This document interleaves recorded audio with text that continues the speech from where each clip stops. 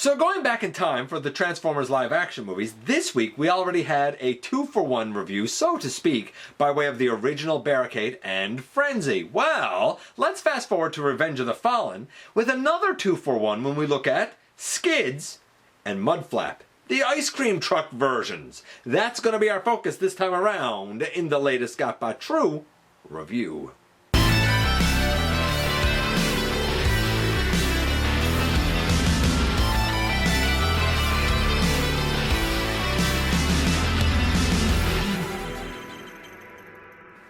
Hey one, hey all, welcome back to the channel. I'm your host, your most humble of hosts, Dennis Moulton, aka GotBot. As always, please like, comment, share, of course, subscribe, and while you're at it, light 'em up, baby. Hit that notification bell, please. It helps me out a ton, and it lets you know when content of all sorts goes up here on the channel. Check out Machinery of Man, The Everything Factor, all the groups that I'm either a mod or an admin for, as well as all of my social media links. All that in the description down below, also in the description down below. And if you're in a position to help the channel to grow, you can use the donate link. Check us out on Patreon. See what we have to offer to you through spring, or of course hit the join button at any given time and become a channel member. And this is Skids and Mudflap. This is not the individual car modes. This is the mode that they have at the beginning of the Revenge of the Fallen movie. And the release was done in a very interesting way. They were put together and released as, I believe, a deluxe, but they become two separate, smaller robots. Are they any good? I mean, I do love me some ice cream, but are the bots any good? Is the alt mode any good? Is the transformation any good? Is any of it any good? Well, we are about to find out together when we head over to the table and take a closer look at these guys. We all scream for some creamy ice cream, because that's what it says there, creamy ice cream. This is, of course, Skids up front, Mudflap in the back. When they are still in their ice cream van mode, there was a lot more rust in the movie on this. As a matter of fact, here up on the wheel well, I guess, there seems to be some rough molded detail. I assume that's supposed to be some rust detail that's unpainted. What is painted is made fresh for you in what I think is Comic Sans as the typeface. And I'm only saying that because a lot of the worksheets I do up for my students as a teacher, I use Comic Sans for, and it looks a lot like that font. I could be wrong. In the beginning of Revenge of the Fallen, I do believe, yeah, I think it was Revenge of the Fallen, these guys start out with this combined mode, and they're in pursuit of Sideways maybe, and they end up splitting apart. Accidentally, I believe, and Mudflap takes the blame for it. Skids, of course, makes him feel bad about it. In fact, when they split, it's like this, in half. The way that this goes together is a bit, I don't want to say frightening, but it's certainly a bit unnerving, because we have two translucent, round, small pegs there that go into two peg holes here, and then a couple of little tabs that are pink, yeah, down bottom, and they kind of tab in here on the side. So it's a little unnerving the way it is. You can see the head of Mudflap here. By the way, this is spring loaded, but I don't know why, because the head doesn't hide away. Here you can see the butt and the legs and the feet of Skids. We're going to do these guys one at a time, and then we'll talk about the score for the set as a whole. So we're going to take Mudflap out of it, and we're going to focus first on Skids. And Skids, of course, is the front half of the vehicle. In order to do this transformation, before the transformation, I'm going to note this. We do have a little gimmick here. This little section here, if we pull it out, yeah, you can see the hood comes up. In fact, this whole piece can push down. The little hood ornament, I guess. And wouldn't you know it, here is the spring-loaded head inside of the hood section. So just worth noting. To do the transformation, obviously we're going to do scores after.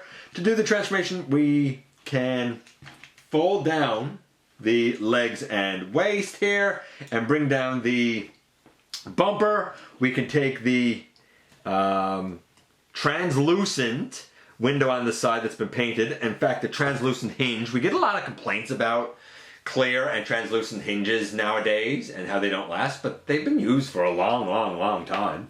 We do the same over here.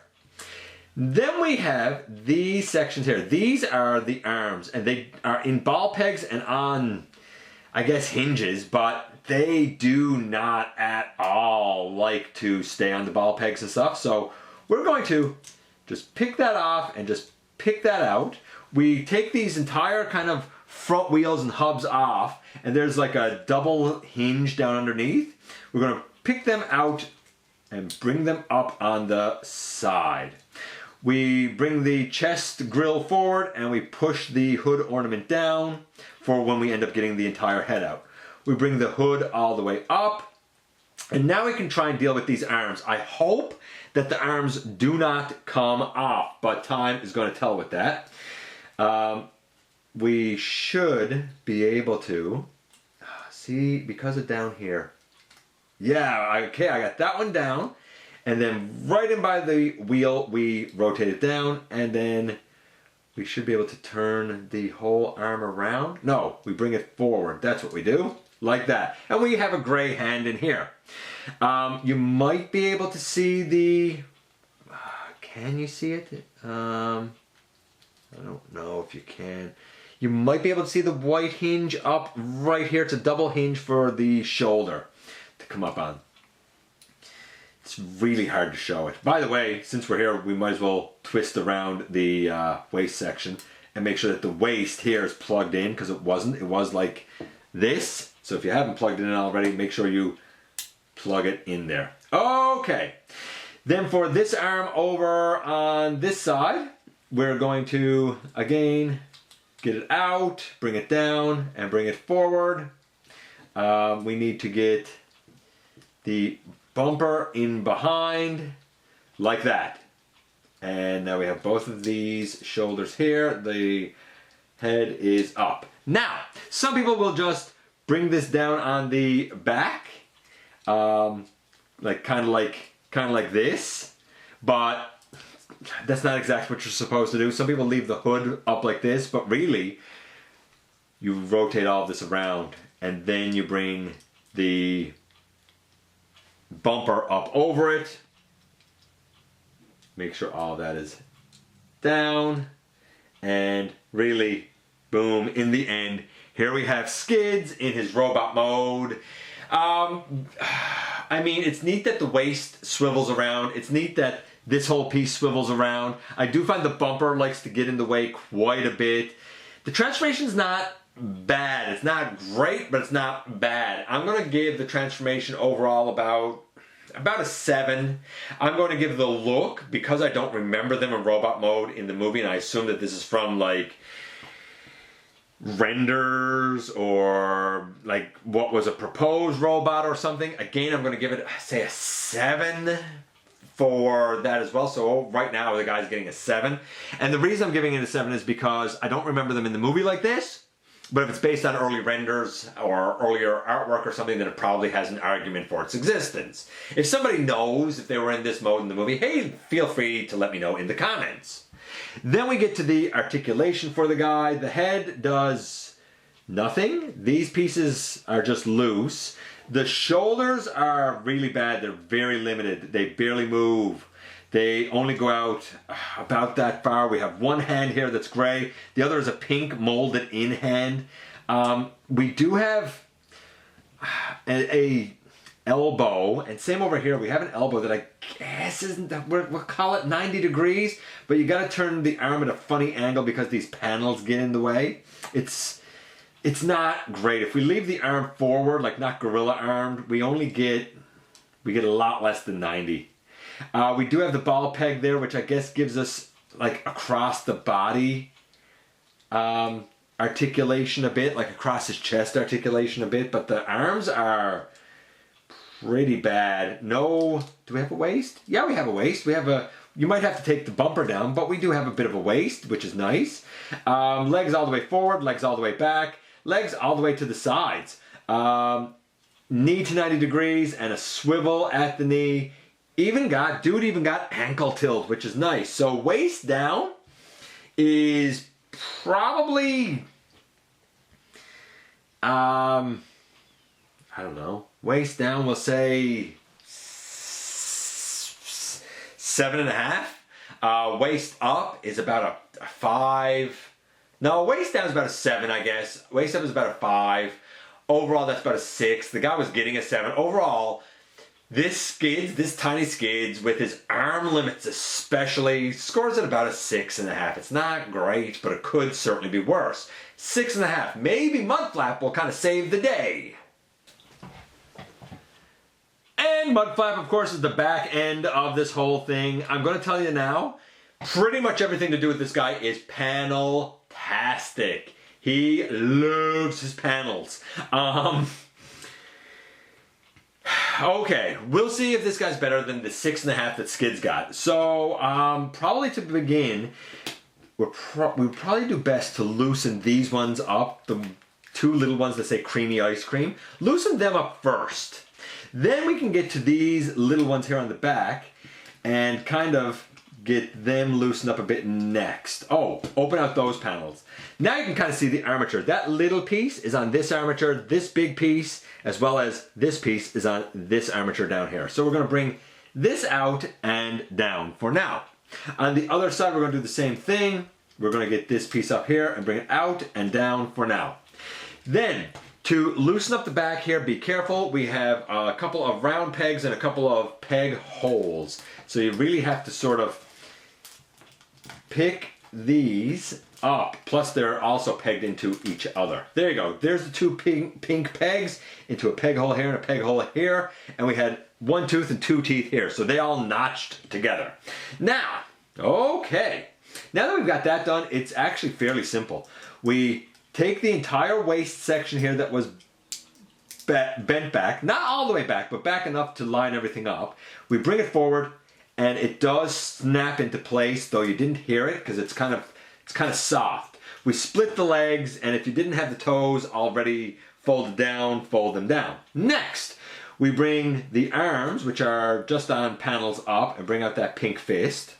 And then we bring these little pieces out. We're going to turn this around on the ball peg, and there's a little tab there that goes into a slot here on the chest, basically. And we're going to do the same here. We take it, we rotate it with the little Autobot symbol facing out, we peg it in the chest. Okay, we bring this arm down and we bring this arm down. Now what do we do with all of this other stuff? Here's what I like to do, and I don't know if there's actually an official method for it. I'm sure there is. But what I like to do is take this armature and bring it up. And when I bring this armature up, I like to bring it in over like this, and then I bring this back on the side. So this kind of ends up being like a, I don't know, like a little bit of a cape section maybe, right? Back right here. We'll do the same thing on this side. We bring the entire armature here up around, and then it comes down, and they're like, it's like a little cape on the back. We bring this back on the side so that it's out of the way. Bring all of that up. The shoulders are down, the head is forward. And once we have all of that done, in essence, I probably don't have these done exactly right here. Let's see what I don't have done correctly here.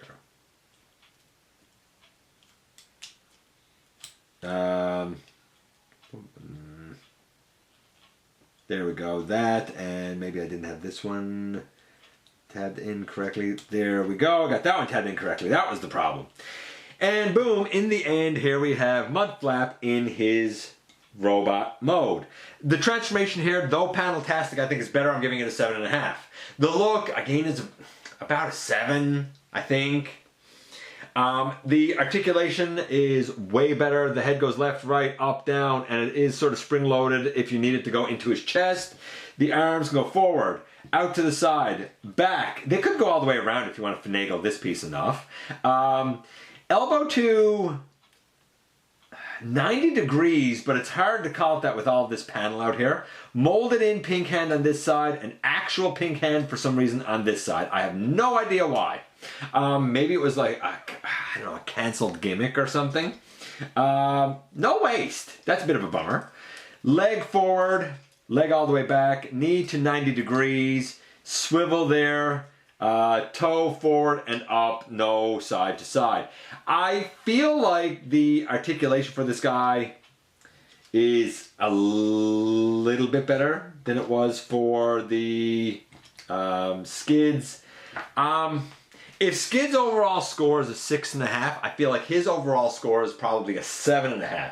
What does that mean? Well, it means that as a duo, these guys are about A 7, right? We had a 7.5. We had a 6.5. Neither of these by themselves are full-on deluxes. I would say that what you're getting is a deluxe-sized vehicle and 2 Legends, Scout, I guess at the time, class robots. Funny enough, just for something contemporary, here they are next to Earthrise Cliff Jumper, or well, Buzzworthy Bumblebee Cliff Jumper, who's slightly bigger. But, I mean, I don't know. I don't know if Cliff is really a full-on deluxe either, to be honest with you. But yeah, this makes sense to me. Taking a deluxe vehicle, 2 kind of Scout class robots, yeah, I think that makes sense for the price point. Overall score is about a 7. I don't care about either of these characters enough to get each of them as a deluxe. If I wanted them, and these aren't mine, these are on loan to me by a friend of the channel, Maximal10, but if I wanted these characters, these quite frankly fairly offensive characters, I don't think I would go for the 2 car versions. I think I would get this and call it good enough and call it a day. The characters weren't particularly great, the molds aren't particularly great, but if for some reason you really want them, or you really think the ice cream truck is neat, then you know what? The overall score is about a 7. Make of that what you will. And here we are once again. Here they are. So, Skids first. Great lower body. Abysmal upper body in robot mode. Really, really abysmal. I don't understand why we have a hand here and just a molded in hand here. I'm assuming some sort of gimmick. The shoulders needed way more articulation than they have. The head would have benefited from having anything. There's things about this that I like, but a lot more that I don't like. The small diminutive size, I'm okay with. Then we have Mudflap. Mudflap has a lot more panels and like a cape and a bunch of junk on his back, and he has panels and junk on his arm. Too bad they didn't fold around the arm and hand here somehow. Again, he has one pink hand, that's an actual hand, and then a molded in pink hand. I don't get why. I don't know, is it for the 2 guys to like hold hands or something? I don't know what it is. The articulation here, despite all the panels, way better. The transformation, way better. Of the 2, Mudflap is clearly the winner. By the way, I don't know why this is spring-loaded. I feel like the hands were a throwaway. I feel like the spring-loaded head here was a throwaway. I feel like there was more that was supposed to be done with these 2 than they actually bothered to do. As it is, I don't detest this mold. I didn't like the characters. I found them kind of stereotypical and somewhat offensive, to be perfectly honest with you. Certainly goofy and attempting to be funny, but not funny. I would not want, as I said, each of them as a separate deluxe, but as 2 smaller kind of scout-ish classes, I think that they're okay. If I was invested enough in the characters to want to add them to my collection, or I was invested enough in the movie that I want the entire lineup of Autobots, I think I would get the ice cream truck versions of these guys and call it a day. Will we ever get updated Studio Series versions of these guys, of this mode? Who knows? Time will tell. Before now, let me know what you think about Skids and Mudflap in their ice cream truck mode. I think the alt mode is their absolute strength. How many ice cream trucks do we have in Transformers, you know? I appreciate you guys coming by, giving me some of your extremely valuable time. I do know how important it is to you. If you're in a position to help the channel to grow, you can use the donate link, check us out on Patreon, see what we have to offer to you through Spring, or of course hit the join button at any given time and become a channel member. While you're at it, please hit the subscribe button, man. Stick around and have some fun with us here on the channel. And especially don't forget, you right there somehow, some way, each and every single day, you do make a difference in the world. And I look forward to the next time that you and I get together to have another visit, either in the live streams on Thursday nights at the stop motion premieres, or the old-fashioned way right here inside the videos.